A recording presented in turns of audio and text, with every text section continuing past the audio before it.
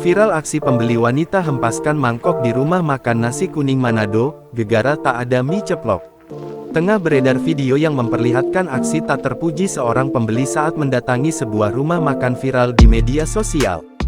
Video tersebut viral, salah satunya diunggah oleh akun Instagram @provinsi.sulut.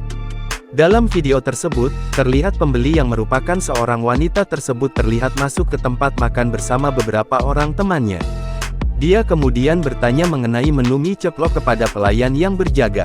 Namun, pelayan itu menjawab bahwa rumah makan nasi kuning tersebut tidak menyediakan mie ceplok yang ia pesan.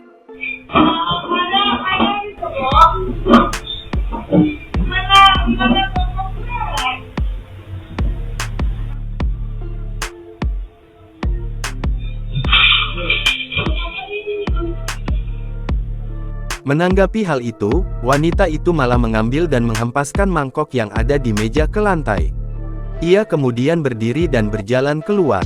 Nampak, teman-temannya hanya bisa diam menyaksikan kelakuan wanita tersebut. Sontak saja, unggahan tersebut pun kini mengundang berbagai komentar warganet. Tak sedikit warganet yang menduga bahwa pembeli wanita itu sedang dalam pengaruh minuman keras. Download Tribun X sekarang. Menghadirkan lokal menjadi Indonesia.